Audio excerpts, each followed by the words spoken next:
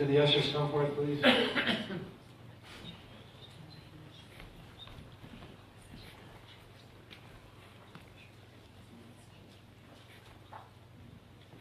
We give thanks for these blessings and knowing that this church is expanding and growing and prospering in many ways and all ways. Thank you. Amen.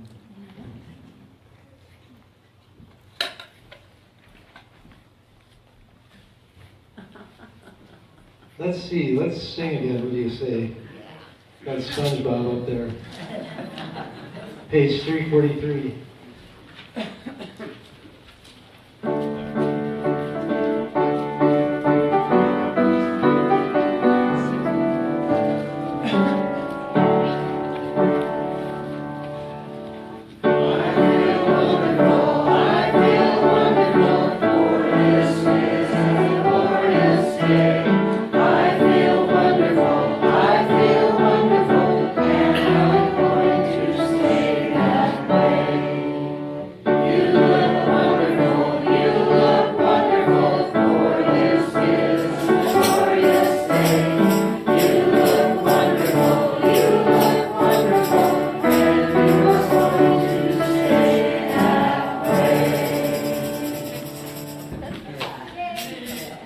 Y'all do look wonderful out there. So now it's time for Reverend Culliver Brookman, and she's going to speak on the metaphysics of Holy Week steps. Okay. I'll do that. You know, I was kind of impressed when I saw the SpongeBob. I actually set that in motion.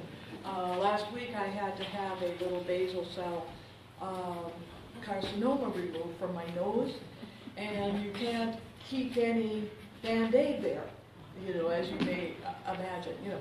So I thought, well, what the heck, and so I bought SpongeBob Band-Aids.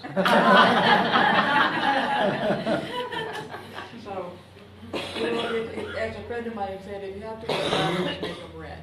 You know, it's like, okay, great. This morning we are going to be looking at the awareness of the Bible metaphysics and how the Bible metaphysics are interpreted. And that is really very unique, we think, except that all of Christianity has to interpret the Bible. The literal is just not, a lot of the literal is illegal even. You know, you can't, if your child sasses you, you can't stone them. And if they continue to sass you, stone them on to death. You know, I mean, that's pretty serious stuff, you know, so we interpret practically all of the Bible metaphysically rather than literally, because the metaphysics of it, the idea behind these inspired words, actually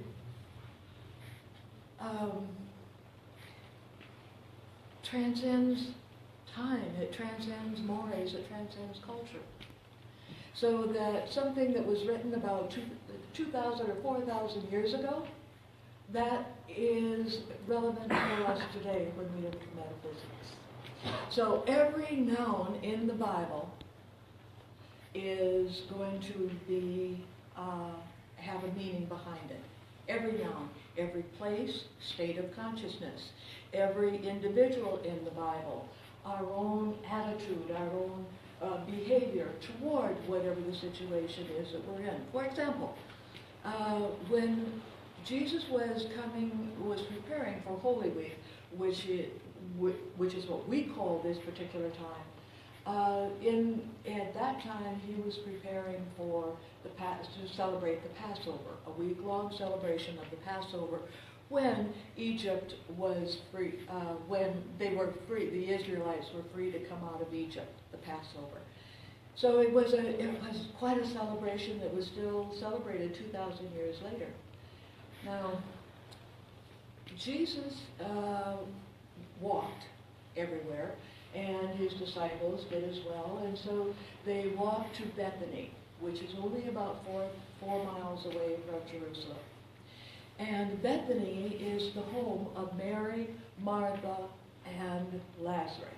So everybody came. Everybody came, not only because Martha was such a good hostess, and because Jesus and all of his disciples, most of his disciples were coming, and they wanted to hear the teaching, which Mary wanted to hear as well, as you recall, but they also wanted to see Lazarus.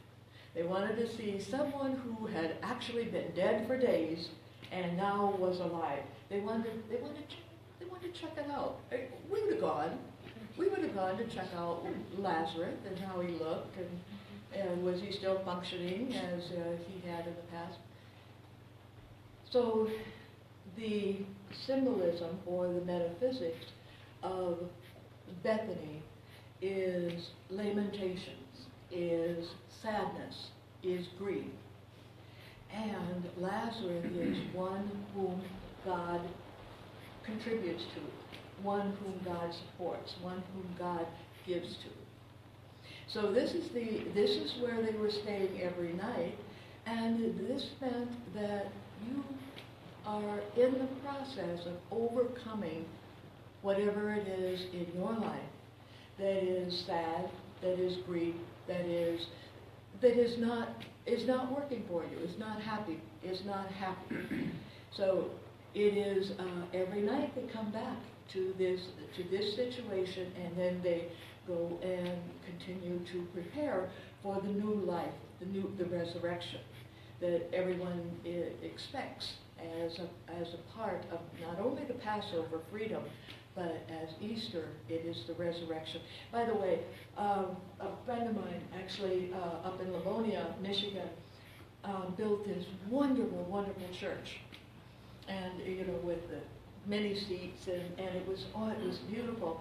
And of course, someone said to him, I love the church except for, why don't we have a cross at the top of the cross? And he said, because in unity, we don't celebrate the crucifixion. We celebrate the resurrection, and it's just so hard to figure out how to get a tomb up there. But the crucifixion is just a step. It's just a stage. And as we come into the creation of a new creature and a new life, a resurrection to new life. So we began then on Easter Sunday, which we call Palm Sunday. And the reason we call it Palm Sunday is because Jesus entered the city, and all of the Israelites and the Jews showed up and with palms and laid them down. Jesus was really quite astute, because in the Hebrew scripture, the Old Testament, there was a prophet who said, you will know the Messiah that we have been waiting for. We will know the Messiah who has come to save us. We will know him because he will be of the house and lineage of David, which Jesus was, and that when he comes into Jerusalem, he will come in riding on the colt of a donkey. So when Jesus came to the gates of Jerusalem, he called his disciples to go get him a colt of a donkey. He got on it and rode it into Jerusalem, saying, affirming, decreeing, I am the one you have been waiting for. I am the Messiah. And so the people got it, and they showed up with palm branches, laying them down where Jesus passed, saying, Hosanna, Hosanna, meaning save us. You are the Messiah, save us. What they were actually looking for was to be saved from the oppression of being under the Romans, and they were looking for a military leader, where the kings had also in the past in Jerusalem, the Israelites had been the kings had also been the military leaders, and they were looking for that ability to rise again to their former status of King David and King Solomon, and where they were all together, where all of the tribes were brought back together. and they were a great nation again. So Jesus rode in on a donkey. You know the symbolism of donkey. Stubborn, persevering, and able to carry great weight. And so the idea is that, but it is an animal, and it's the idea of overcoming our animal nature and lifting that to our spiritual nature. We have an animal nature, and we have an intellectual nature, and we also have a spiritual nature. So it is the idea of rising to that spiritual nature. So he rode in to acclaim and to all of the people affirming him as the Messiah that they had been waiting for. So how that works in our life is, obviously he accepted, I am the Messiah. He had accepted that. I am the one. So the way that it works in our life is, at this point, and use your poem as as an affirmation, as a celebration of identifying that which you want to experience in your future. Whatever that is. Affirm it. It's an intention. Set your intention. You want to draw something to yourself. You want to draw a new job. You want to draw a new house. You want to draw more happiness, more enjoyment in your life. It is something that you don't have, that you want to experience in this new life, a deeper relationship with God. You don't have it, therefore you have to know it, claim it, and decree it in the way that Jesus knew, claimed, and decreed, I am the Messiah, I am the one. And then, and you've heard this before, we act as if. We act as if. Okay? And the way that that works, even though you know you don't have it, you may not have had it in the past, how do you act as if? Well, if, for example, you bought a raffle ticket in December, and you get the phone call in March saying you won the raffle, you are going on a Caribbean cruise. Come over on Friday, pick up the $1,000 that we're giving you to, for your tips and expenses and so forth. And then in 3 weeks, get on the ship and you're going on a cruise. Would you wait until you had the $1,000 in your hand to celebrate? Would you wait until you were on the ship's deck to celebrate? You'd start celebrating at the time you got the telephone call, wouldn't you? It was like, this is done, yay, yay, I'm going on a cruise. You act as if. That's what Jesus was doing, acting as if. It was already done. And when you set your intention, you act as if it is already done. That contributes to your subconscious that knows that you don't have it, and you can override your subconscious. Just in the way we override our mind by shifting our attention, by shifting our thoughts. Any questions about that? You get how to do that? You set your intention, you act as if. It's already done. Okay. He rode to the temple, got off the donkey, went into the temple and began healing people. The Pharisees and the priests met him in there and said, stop all of the clamoring. There are all of these people outside. They're all affirming that you are the Messiah. Stop them. Quiet them down. Jesus said, if I do, even the stones will support me. Even the stones will cry out. So there will be a time during this new affirmation that we have, this new intention that we have created, that there will be points of doubt. wait a minute, have I gone beyond my capabilities? How can I expect, there'll be this little chatter that shows up, chatter of doubt, that will try to get us to back off.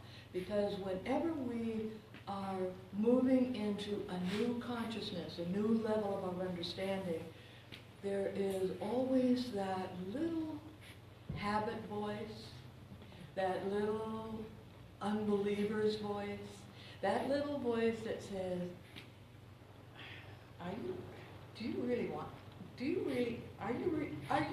come on, think about it. What are you thinking? You have to talk to it. You have to talk to it. It's a reality voice, and you have to talk to it. Say, no, just calm down, because I'm going for this. I'm going for this, and this is all I'm going for. This is all I will accept in my life. So after the time spent in the temple, they walked back to Bethany.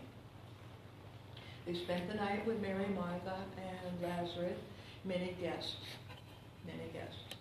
But as you recall, perhaps from some other point in the Bible, Mary was the hostess. Martha was the hostess. She took care of all of the guests that came, and she did a very fine job of it. And Mary would sit at Jesus' feet and listen to his teaching. And so Martha said, what's up with this? I do all the work, and she just sits here studying, learning, listening. And Jesus said, Mary's got the best path. See, Martha is that individual who serves God by contributing to others, who serves others. That's a good way to go. It's a good path. But Mary served herself by raising her consciousness, by studying, by understanding the teachings, by the new teachings that they were learning. And so I mentioned that, even though it was earlier in his ministry, because the next morning, as they're walking along the road, Jesus says, I'm hungry. Now, we know that he just come from Martha's house. We know he's not going to be hungry. But he says, I'm hungry, and there's a fig tree. Now, we also know that this is the wrong, or I don't know, but horticulturists and gardeners say this is not the time for the fig tree to have figs on it. It's the wrong season for it.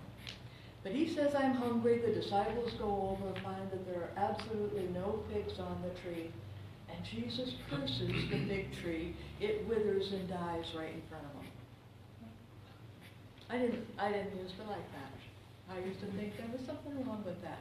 But metaphysically, what it means is if there is something that is not contributing to you, if there is something that is not serving you, if there is something that is not producing in your life, time to let it go. Time to eliminate it from your life. Time to clear that out. You notice I don't mention stuff. But if you've got stuff that doesn't have meaning to you, if you have stuff that when you look at doesn't please you, every once in a while, you will get a picture or you will get something and you put it up and you say, ew, wrong color, wrong, it doesn't resonate with me. Take it down. Take it down, move it out. Clear out what no longer serves you in some way, no longer is producing, no longer is contributing to you. So they go to the temple, they continue on and they go to the temple. And here, Jesus clears out the temple. Now this is the second time that he has cleared out the temple in his ministry, but it's also the second time and there's going to be 3 times during this whole Holy Week experience when we are going to clear the subconscious, clear that is no longer active in our life. And he goes into the temple, and this is to be a house of prayer. You have made it a den of thieves. And he drives out the money changers, and he drives out the animals that are there available to be sacrificed. He drives them all out. At the other time when he cleared the temple, after he cleared the main occupation in the outer temple, then he went back in with a cat o' nine tails, a whip. And he doesn't this time, but how we clear from that example is first, because we don't always know what's in the subconscious, because generally much of what we carry in the subconscious was identified as our truth prior to the time we were 7 years old. So we don't really get, I'm carrying that, why would I be carrying that? But we were only maybe 3 or 4 when we learned a perception of ourselves that became our truth, that we still carry. And that is the part that we want to eliminate. That's the part that the whip represents. So generally, because we don't know, or we can't even realize that we would carry something that limiting at this point when we are grown up, first we just do a general affirmation. An affirmation. If we're looking for peace, for example, the first thing that we would say is, I am poised and peaceful in the Christ mind. Nothing disturbs the calm peace of my soul. So that would be just a general overall affirmation. And then when we realize that whenever I hear non-mufflered cars drive by at 1 o'clock in the morning, that particular Harley Davidson that goes by at 1 o'clock in the morning, every morning, I realize, that's kind of an irritation. That's kind of an irritation. I don't understand that, except that, obviously he's going to work, or he's getting off work, or, whatever. I've got to agree with that adversary quickly. I've got to agree with that quickly, or he's going to continue on this same job, and I am going to continue to be irritated. So now I have something to specifically work on. I am poised and peaceful and contributing to whatever sound, whatever sight, whatever I see that is, I continue to be poised and peaceful. I love this man who loves himself enough to love this big loud noise.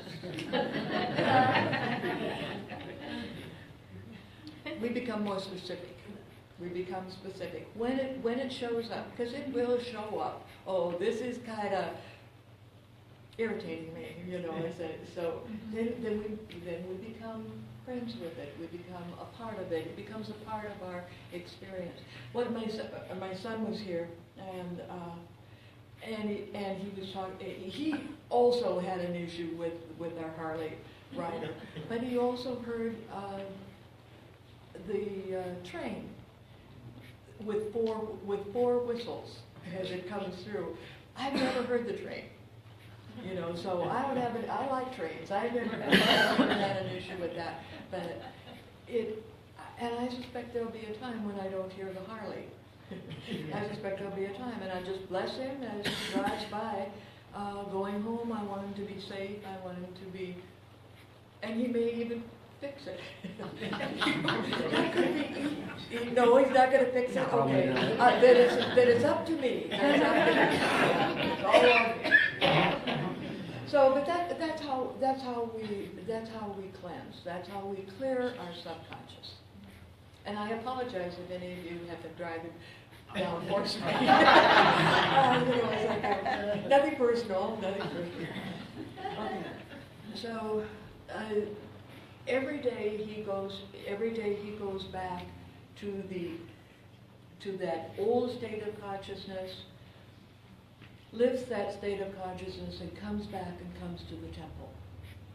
On Thursday, what we call Maundy Thursday, there is the actual lived-in consciousness goes to the upper room. The lived-in consciousness, go to the mountains, go to the upper room, it's a lived-in consciousness. And there, he provides the bread and the wine, the body, the blood, which is, the wine is always the symbol of life.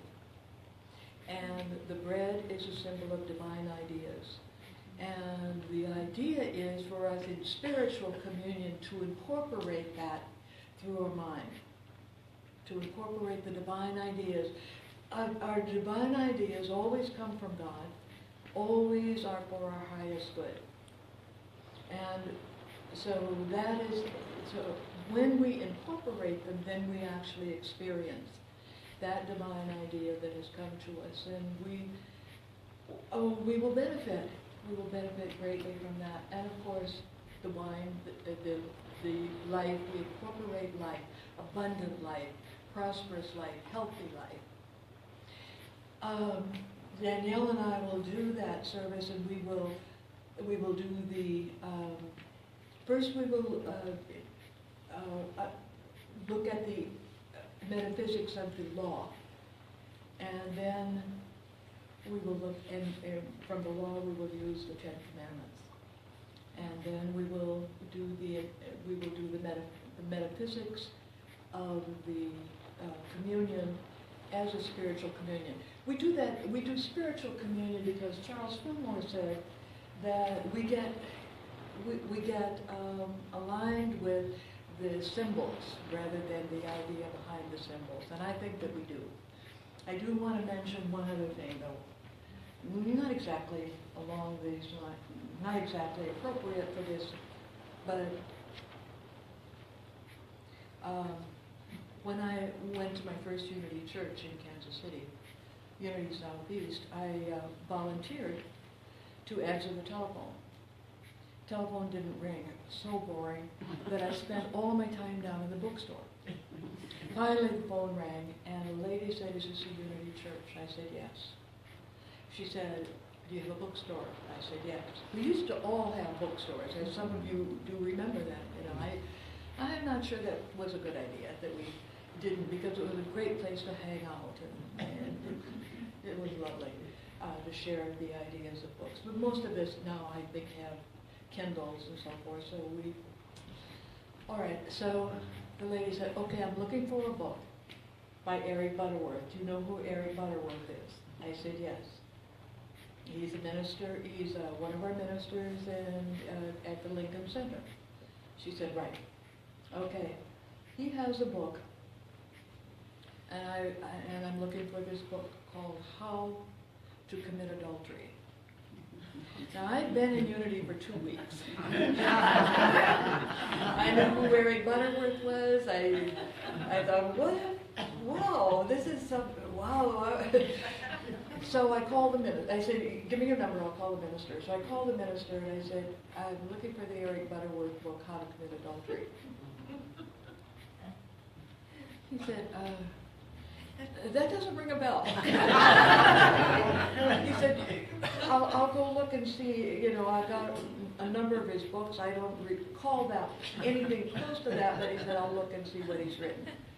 He's written a book called How to Break the Ten Commandments. And it is the metaphysics of the Ten Commandments. So we'll be going through all those books, including How to Commit Adultery in the metaphysical text.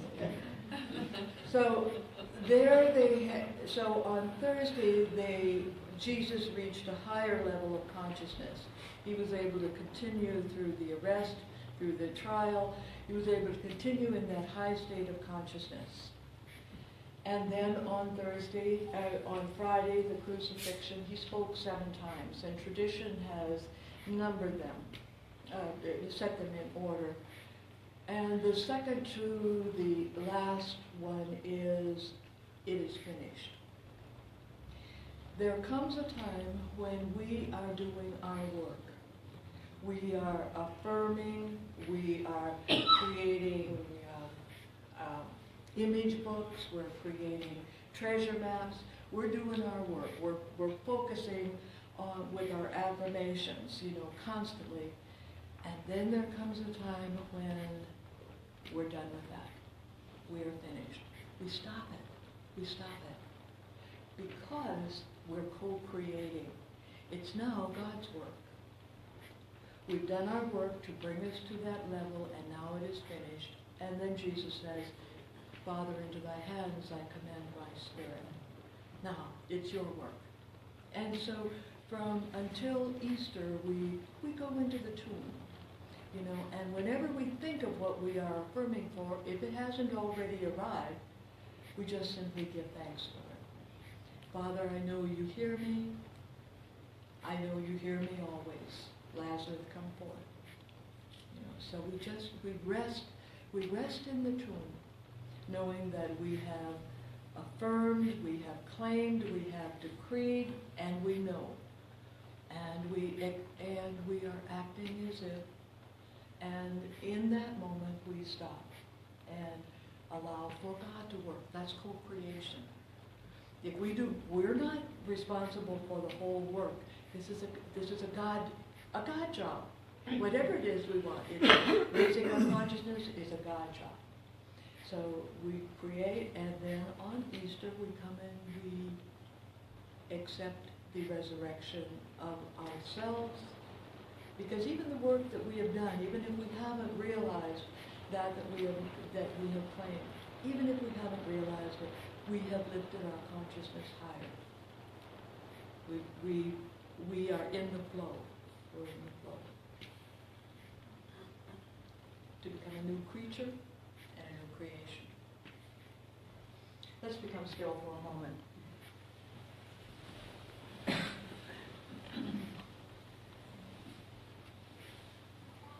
And let's just breathe. Relax the physical body.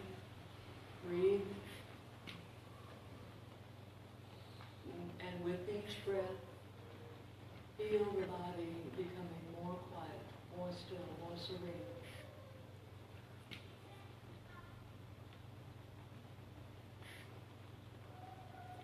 And with each breath, feel the mind becoming still.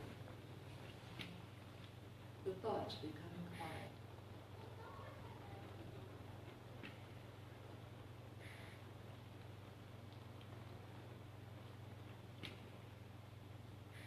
And with each breath, feel our energy becoming more centered.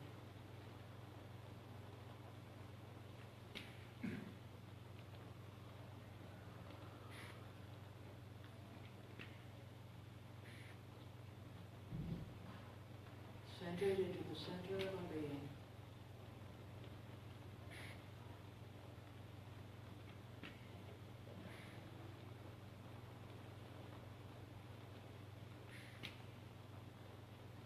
Resting in the assurance that which we have claimed, that which we have set our intention for, that which we have decreed,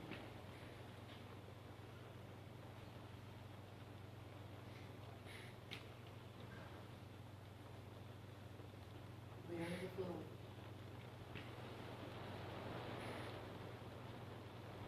We are totally in the flow of the energy of God.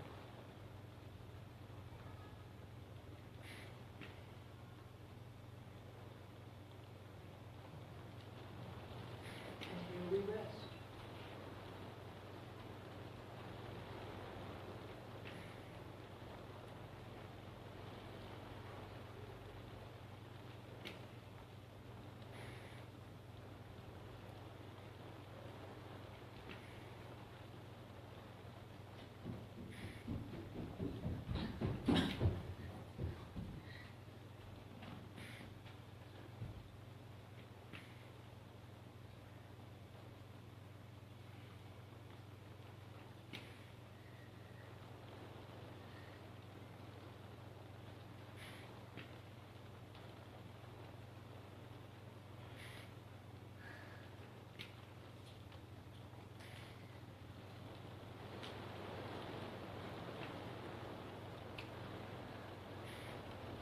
In a moment, the board will be coming up to the platform and will share with each one of us the palm that is the symbol of Palm Sunday. And it is our personal symbol of that which we set our intention for this week. That which we set our intention for, to be willing to accept, express, and experience in our lives. And so for this new beginning, for this process that brings us to the new beginning, we are grateful and we give thanks. Amen. Will the board come up?